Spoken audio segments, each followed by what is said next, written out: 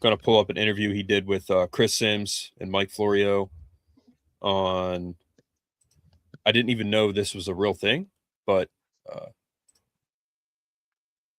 NBC NFL on NBC. I didn't even know that was like a YouTube channel. It makes sense because they do cover the NFL. Obviously, they have games on there, but that's not something I would ever watch personally. All right. Let me know if you can hear this, Brett. We continue at the Scouting Combine 2026 Indianapolis. Joining us now, former Penn State quarterback Drew Allar. Drew, welcome. How's it going? I'm doing good. How are you guys doing? Doing great. Doing great, man. Great. I mean, you're a legend, man. You right here. First off, how you feeling? I feel great. Yeah, I feel really good right now. Where are we at in the process? You broke an ankle, right? Yeah, I had a broken ankle with a high ankle sprain. I have a lot of great supportive staff around me, so agent was able to get me hooked up with Dr. Waldrop, who was the one that did my surgery. So great surgeon. And then Penn State athletic team took care of me a lot. And then dude, first of all, I just want to say that's one thing my dad said. Dude, Drew Allar went through hell at Penn State. Kid should have left if he was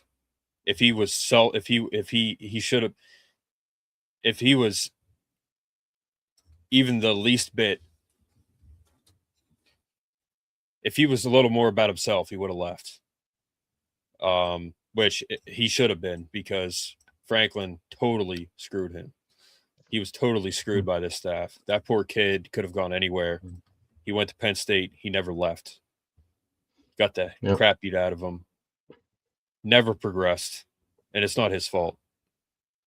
Drew Allar deserves all of our support. He deserves all of our cheers. He deserves all of our good graces. The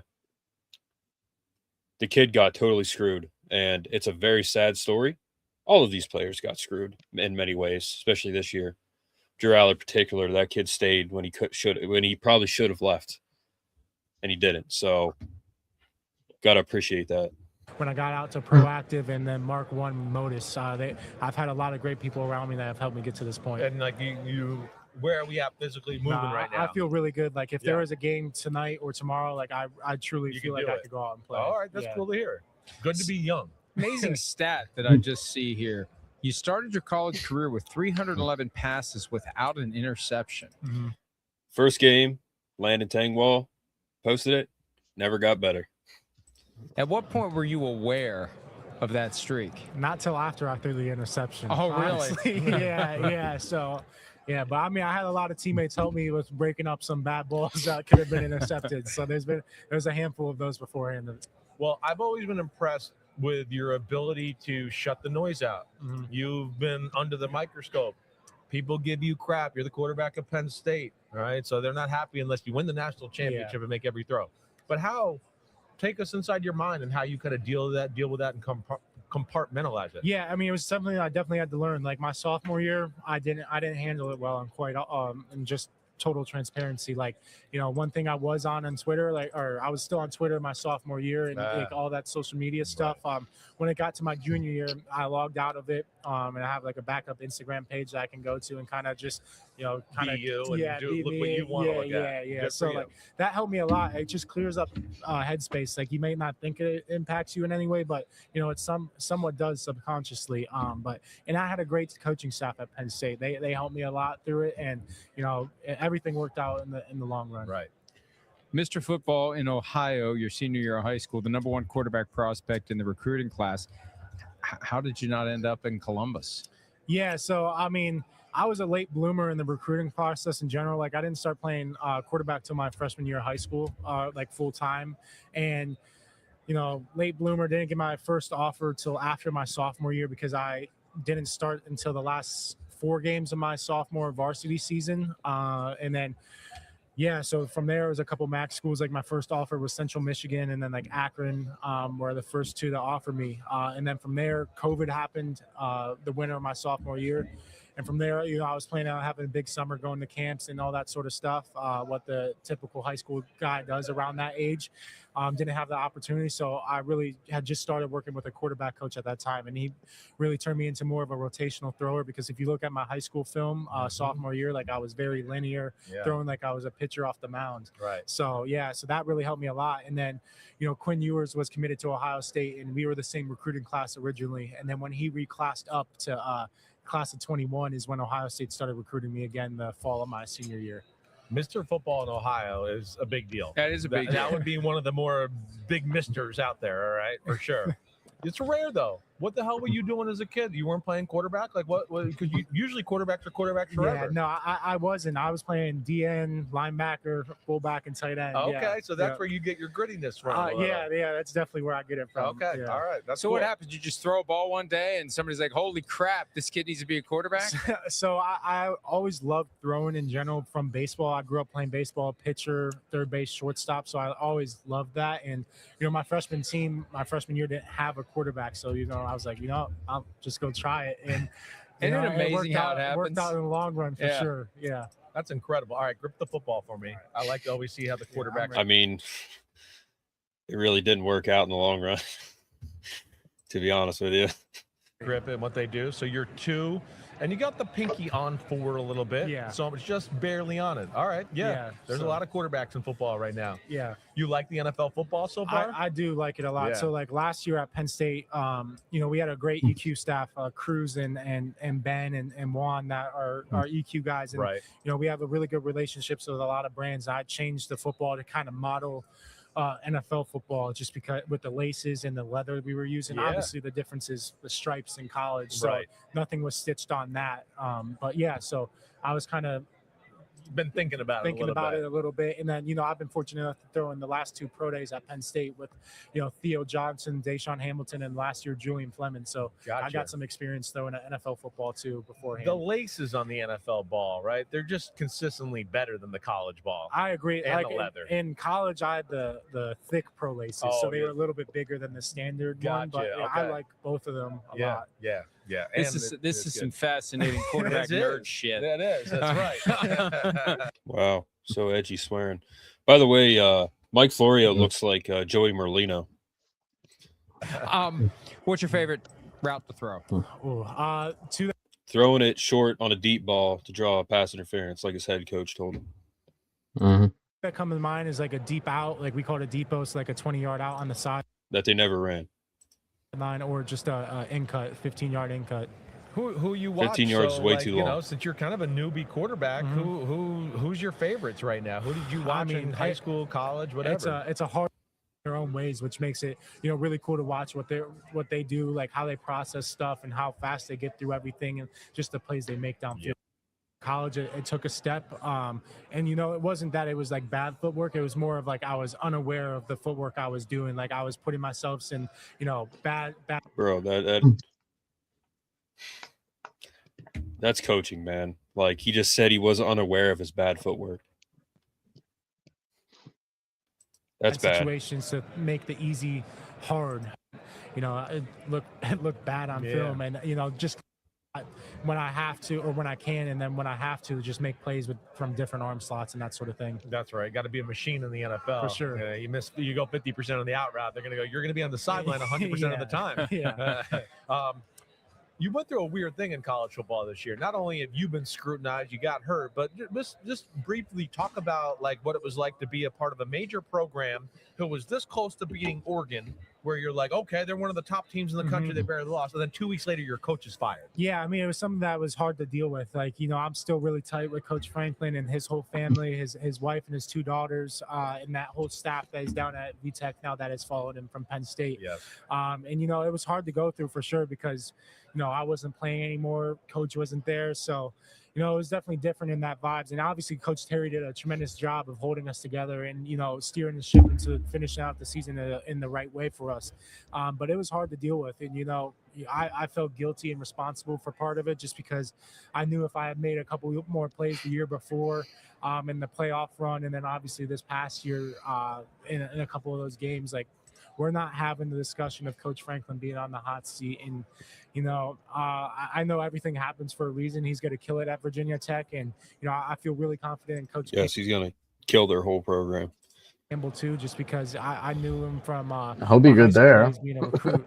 So, I'm hoping for the best for Virginia Tech and Penn State. You did a lot of good things in that game the year before. You did a lot of good things. You played really good. So he said he felt guilty because if he had made a play here or there, Franklin would Franklin wouldn't have been on the hot seat. Drew, thank you for not making a play here or there. Every fan thanks you. It's okay. We truly forgive you. You are a legend.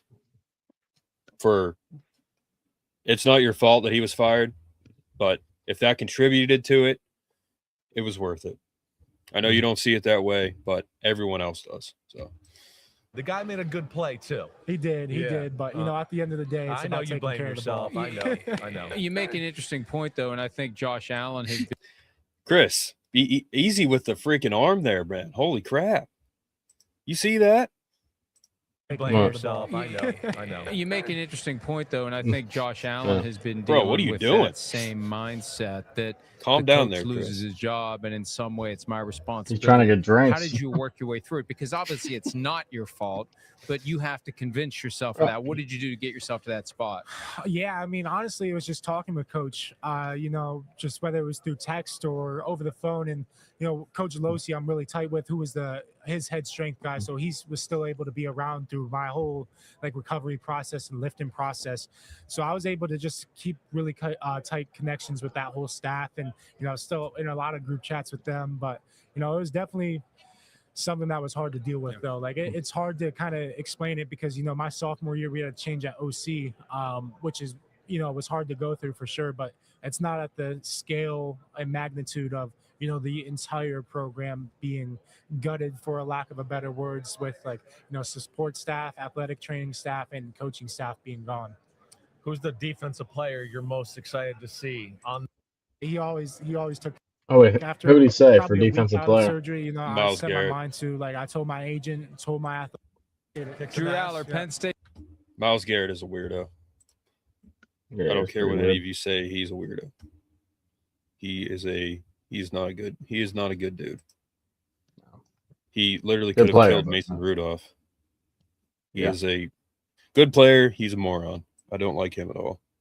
And he always bows like he's like a sensei or something. I can't stand that guy. All right. Miles Garrett, you suck. All What right. I was going to say about Drew. I was just going to say. Yeah. Go ahead. About you said he was selfless, right? He was always about the team, and that's something that you have to respect Drew about.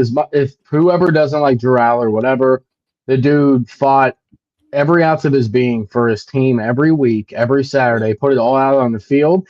And listen, that's what the NFL, with the interview process and just on who he is, that's what the NFL is going to love about Drew Allar. As he can start as a backup at the Pittsburgh Steelers, they're looking at him, right?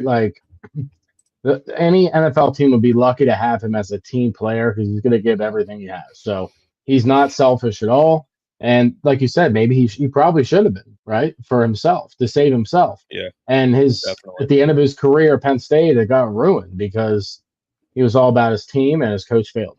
So, yeah, I mean, Franklin being horrendous at his job literally helped Drew ultimately.